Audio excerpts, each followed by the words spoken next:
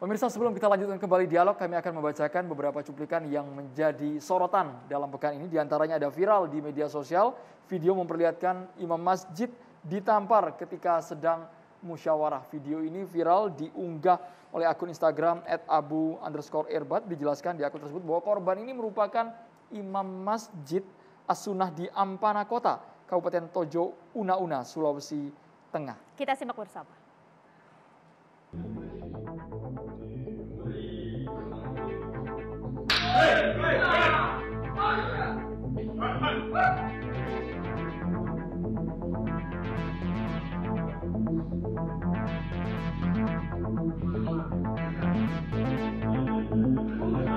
Hadapan anggota polisi ini yang kemudian dipertanyakan oleh sejumlah pihak, oleh netizen kita, dan sempat viral di media sosial pada Senin kemarin 20 Desember 2021. Ternyata pemicunya adalah dalam musyawarah membahas kasus seseorang yang mengaku pengurus Masjid As-Sunnah Ampana membuat pernyataan yang dituding menyesatkan. Jadi ada yang tersulut emosinya kemudian melakukan perbuatan fisik. Tapi kalau ngomongin soal viral, Andro, nggak cuma itu aja sebenarnya. Ada juga kemarin video yang viral, ini Bupati Pandeglang, Irna Narulita, marah-marah ke Kadisporanya.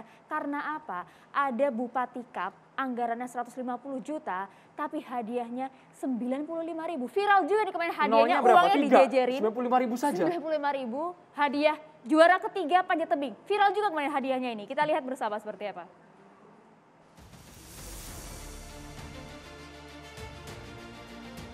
Anda salah yang ditampar ke Bupati. Lolos juga tuh kegiatan Bupati Kap. Nyamon itu Bupati lah. Kalau kata teknis hadiah, yang tolol bupatinya apa yang tolol kadisnya? Kalau mencoreng nama baik Bupati.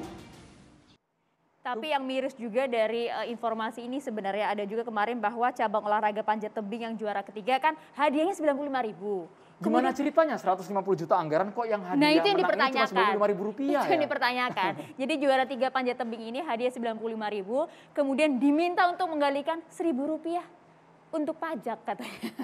Jadi viral. Semoga segera dibereskan mengapa Bupati tidak tahu ada perlombaan yang menggunakan anggaran seperti itu, hadiahnya kok dianggap kecil sekali Bu itu Bu. Kasihan ya, dengan anggarannya berbeda jauh. Bang Novel dilanjutkan kembali. Intermezzo saja ini. Intermezzo. Kita kembali lagi ke kasus viral ini juga. Jadi ada yang kita tambahkan Bang Novel, silahkan.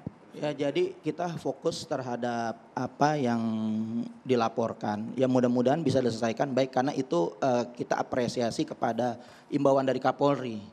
Tanggal 19 Februari 2021 untuk diselesaikan secara pendekatan, secara kekeluargaan. Karena kalau kita melihat ini Indonesia boleh dikatakan sudah luar biasa ya. Perang laporan, karena perang laporan dengan dasar undang-undang ITE ini yang membingungkan. Ini pasal karet. Tergantung siapa yang memakai pasal itu yang berkuasa, maka pasal ini akan digunakan untuk menjerat lawan politiknya. Artinya ketika kita sudah banyak melaporkan dari pihak kita kepada kelompok-kelompok mereka yang diduga melakukan penistaan agama, jangankan manusia yang awam, artinya yang berprofesi sebagai TNI, ulama saja bisa kepleset. Seperti Muafiq sudah dilaporkan dengan penghinaan, dugaan penghinaan terhadap Nabi Muhammad SAW. Kemudian nggak diproses sampai saat ini. Banyak, saya 20 kali melaporkan. Sama dengan Habib Hussein Syihab ini yang juga sering melaporkannya, juga saya punya bukti pelaporan yang banyak. Dan nggak ada yang satu pun diproses kecuali Ahok berjuta-juta berjilid-jilid. Nah ini kita meminta keadilan untuk undang-undang ITE ini memang nggak bisa diselesaikan terhadap melulu dengan hukum ini terlalu banyak. Karena kita melihat kegiatan kita abad ini adalah abad medsos. Setiap orang berkomentar bisa dikatakan bisa terjerat hukum. Maka untuk itu apresiasi kepada Kapolri untuk menyelesaikan secara kekeluargaan, secara silaturahmi didudukin. Dalam Islam juga harus tabayun. Dalam juga pendekatan hukum kita harus mengedepankan klarifikasi. Jadi menurut Bang Novel laporan dari Hussein ini segera dicabut? Ya kalau kita melihat untuk persatuan dan kesatuan bangsa, laporan dicabut. Kemudian juga saya meminta kepada Jenderal Dudung untuk tidak membuat pernyataan-pernyataan yang bisa mengarah daripada memecah belah persatuan bangsa. Karena tugas prajurit bukan itu, menjaga kesatuan dan bangsa. Masih banyak PR yang harus dilakukan dan kita siap membantu Jenderal Dudung untuk mempertahankan negara ini, menjaga Pancasila ini. Jangan sampai terpecah belah Bang Husin, kita harus bertabayun. Iya, pada prinsipnya kita itu nggak ada dari pribadi saya nggak ada pikiran justru kenapa kita bikin laporan karena dampak dari pernyataan Bang Egy, dari pernyataan Bisa diulang mungkin Bang, silakan. Iya. Mesti adil dulu Beb, karena dampak Jenderal Dudung ini lebih banyak Kita sebelum ada dengarkan Bang dulu Egy. Bang Novel, mohon Bentar maaf. dulu, ente main nyerobot aja. Nggak, jadi ya kenapa kita bikin laporan? Karena dampak kita kan ya kita itu hampir tiap malam lah. Bahkan kita habis tahajud kita pegang handphone baca Twitter. Habis subuhan biasanya kita wiritan kita baca Twitter, ya kan? Ini kebiasaan kita nih tiap hari nih. Jadi kita mantau banget lah namanya media sosial. Termasuk pernyataannya Bang Egy dan Bahar Smith yang akhirnya orang-orang, ini kan ada dua kelompok nih antara pendukung dan kontra. Ini ada dua kelompok. Nah ketika ini ada sesuatu hal yang tidak sesuai dengan apa yang semestinya pasti pada ribut. Dan ini kalau nggak segera diselesaikan, bagaimana langkahnya? Langkah hukumnya saya sebagai Husin Sahab, Habib Husin Sahab pribadi, apa yang harus saya lakukan kecuali kalau bukan bikin laporan? Saya harus teriak-teriak, bikin kayak Bang Egy, podcast juga, ramein juga, marah-marah juga, enggak. Mendingan kita bikin laporan, diproses, kalau memang terbukti bebas. Apa kalau memang nggak terbukti bebas, kalau terbukti masuk. Sudah Jadi selesai. tidak akan dicabut? Ya kita buktikan aja secara profesional gitu kan. Kita bikin laporan, ya udah diproses aja. Kalau memang nggak terbukti, ya nggak terbukti. Tapi kan Saya masih yakin, Bang izin, saya yakin. Jangan pernah bikin stigma polisi itu memihak. Memihak Saya siapa maksudnya? ya memihak koalisi. Artinya memihak ke orang-orang yang pendukungnya pro pemerintah. Loh. Yang nggak pro pemerintah, ini stigma yang ada di masyarakat umum, di netizen.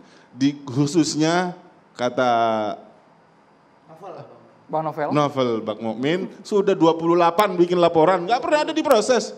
Saya yakin cara bikin laporannya pun nggak benar. Coba saya pelajarin nih dokumen-dokumennya nih. Saya bisa belajar ini dokumen-dokumennya. Diterima itu semua, bahkan ada fatwa MUI, itu sesuai dengan arahan MUI. Sana Itu Anda nggak ada Itu putusan Ahok. daripada ya Itu, yang lain ya. juga kita melihat ada Sukmawati dan lain sebagainya. Komentar MUI itu ada. Maka kita melihat jadi kenapa komentar-komentar ulama, gejolak ulama, justru yang mereka ngerti paham agama justru harus ditampilkan karena mereka jelas tupoksinya adalah untuk menyelamatkan akidah umat. Ini masalah akidah nggak bisa dibuat main-main. Gini, Maka kalau bro. Jenderal Dudung Ini nggak kan ngerti urusan agama hukum, jangan ngomong urusan polisi, gitu. jangan lari-lariin dulu ke agama. Ini urusan polisi, urusan hukum gitu loh. Kenapa laporan yang nggak diterima? Saya yakin. Laporan diterima, dengerin dulu. cuman nggak diproses. Iya, Maka kita artinya, berharap laporan Anda supaya juga demi keadilan jangan itu diproses. siapapun mau bikin laporan, mau itu anak kecil bikin laporan Kita pasti diterima. kita bahkan sudah Diproses dipanggil nggak untuk diprosesnya? DBAP. Belum tentu. Di Kenapa? BAP. Apakah itu unsur-unsurnya tercapai? Apakah unsur-unsurnya itu terpenuhi? Belum tentu. Itu kenapa? Jadi pertanyaan juga, kenapa polisi nggak proses laporannya Novel Bakmumin? Ya Kenapa? banyak itu. Ya, Tanya aja kenapa polisi. Saya yakin. Ini ada. Gini, Bang, gini, jangan dipotong dulu. Saya ini ya lumayan berkecimpung di dunia hukum. Artinya termasuk dari beberapa kawan-kawan yang memang urusan cyber khususnya udah kencang banget. Bahkan skripsi saya mengenai kasusnya Ratna Sarumpait, Bang Kapitra. Terkait dengan cyber juga. Baik Bang Husin. Artinya yang lagi marak ini Bang, yang lagi banyak masalah ini khususnya di cyber memang. Oke. Nah kenapa kita bilang laporan sana nggak diterima, sana nggak diterima. Tapi tujuan Anda memproses hukum apa? Supaya ada efek jerah, Ada tidak lagi efek jerah terulang? pastinya. Oke, kalau Ada begitu motif kita lain? tanyakan kepada yang Pastinya terlapor. ada efek jerah, supaya ada efek jerah. Bang Terlapor Bang Egy, apa yang ingin disampaikan Bang Egy? Ya, saya menarik ucapan saudaraku Kapitra. Penyelesaiannya tidak harus di ranah hukum. Walaupun saya ini korban, sekarang ini saya korban. Korban dilaporkan. Yang kalau menurut apa yang disebut oleh surat edaran Kapolri itu saya diberi leluasa untuk lebih mengedepankan rasa keadilan ini dan harus ada gelar perkara, panjang lagi ceritanya. Jangan dikira selesai. Nah, oleh karena itu, kalau saya jujur aja Bang tadi Egy, waktu Anda ngomong saya nggak bicara. Saya anggap senior. Kalau urusan laporan-laporan saya nggak masalah. Kita kasih kesempatan. Buat Kita kasih kesempatan dulu, Nah, Bang. kalau tapi urusan Bahar lain lagi Bang Egy ya. Bahar lain lagi, nggak ada urusannya. Bahar sendiri, saya sendiri, maka jangan digabung-gabungkan. Karena beda yang dimaksudnya juga. Seperti misalnya ya, dalam pengertian penyelesaian ini, karena kita ini lagi bicara demokrasi kok lapor-melapor gitu kan norak menurut saya gitu loh. Jadi oleh karena itu selesaikan seperti yang etika Islam tadi bagus sekali Saudara Kapitra. Maka gagasan saya bagusnya Anda seperti yang disarankan, ngapain pakai begini, kita selesaikan di tabayun nih. Kekeluargaan. Nggak Bang, ada ya. kekeluargaan, jadi selesai. Jadi Bang Egy nggak akan melaporkan balik juga ya Bang ya? Enggak, kalau dia melaporkan lagi saya melaporkan balik lah. Ada pasal 317, ada pasal 310, ada 311. 317 itu yang kalau di total bisa lebih dari 9 tahun. Jadi lebih baik kita islah dalam pengertian tidak sesuai dengan konteks ranah hukum, kita selesaikan dengan kebaikan ukhuwah Islamiyah tadi, itu yang lebih baik. Juga begitu. Sebab kalau saya mau melaporkan sejak awal saya laporkan. Karena saya sangka baik dengan Kang Dudung, saya nggak melaporkan. Saya menasehati mungkin cara-caranya yang dimaksud. Ya saya sering dinasehati juga. Jadi pendapatnya masih terukur Bang Egy Sujana ya. Sangat terukur karena teman juga. Iya justru itu. Jadi nggak mungkin. Seperti yang dibilang. Tapi juga begini brother. Jangan kita ini bicara hukum tapi maksudnya. Nggak bisa. Nggak bisa terus seolah-olah. Bagaimana seolah-olah? Hukum nggak boleh seolah-olah, harus jelas exactly. Jadi itu, misalnya kalau saya tanya, waktu saya ngomong gitu lokus saya di mana? Di mana lokus saya? Silakan Bang Husin. Mikrofonnya Iya. boleh digunakan Bang. Lokus waktu Bang Egy bikin podcast itu, saya nggak tahu di mana posisinya. Ya, nggak tahu tuh bikin laporan. Lokus delik tuh harus jelas. Iya, lokus yang kita tangkap gini Bang. Kita bikin laporan kan nggak harus tahu posisi kita di cyber ya. Harus tahu. Lah, karena kita kan, di situ di saya di laporan mana yang melihat, saya baca, Abang, itu di mana saya tanggal melihat 7 itu lokus Desember. bisa jadi lokus nggak Bang? Ketika di mana saya melihat bisa jadi lokus nggak? Bisa dong. Baik, Bisa. Bang Kapitra kita kasih kesempatan. Bisa ya? Bang Kapitra. Bisa menjawab ya? Bang Tapi Kapitra, dalam singkat saja, konteks Bang. tempat, lokus itu tempat. Baik Bang Egy, kita kasih kesempatan Tempat. Bang Jadi Kapitra. maksudnya dia tidak tahu, legal standing juga nggak ngerti. Jadi sudahlah selesai. Bang Oke, kalau begitu. Udah saya jelasin loh Bang, Bang kenapa Hussein saya bikin cukup. laporan. Gitu, Karena itu kalau- delik umum Bang. Tapi kalau mau diteruskan ya saya sih gentle aja namanya Anda neruskan. Kita ditantang ya gimana. Oke, proses hukum akan Bang masih Kapitra. berlangsung Bang Tapi Kapitra. jangan ini menjadi ribut. Karena konteksnya persoalan Indonesia itu bukan beginian. Yaudah tarik dulu Mikler. Ya. Singkat saja Bang Kapitra. Jadi itu. Abang Bang Hussein mestinya cukup, Bang Kapitra kita kasih kesempatan bicara, kita sudah sampai di ujung bahasanya segmen. Singkat saja, Bang Dudung Kapitra. jangan diprotes Bang. Bang Bang Husin, tadi sudah waktunya sudah cukup banyak. Karena itu Kita tahan konteksnya dulu Bang. mensetarakan. Kalian ini gimana sih nih? Yaudah. Bang Kapitra, Silakan, singkat saja Bang.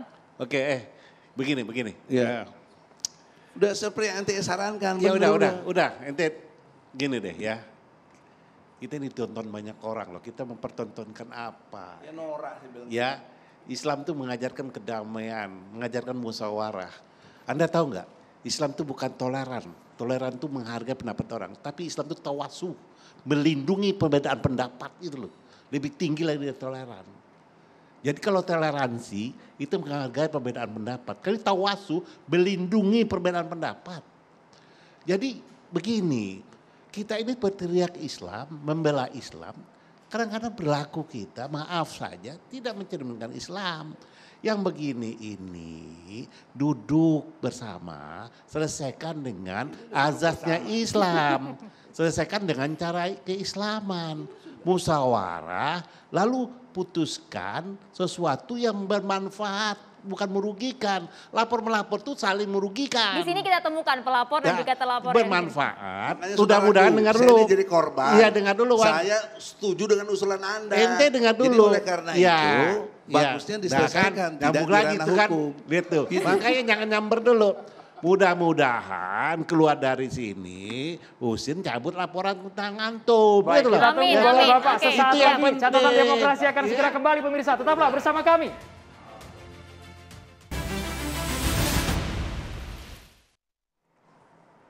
Jika tadi suasana sempat menghangat, sekarang kita sudah kehadiran penceramah Ustadz Erik Yusuf, Maria ya.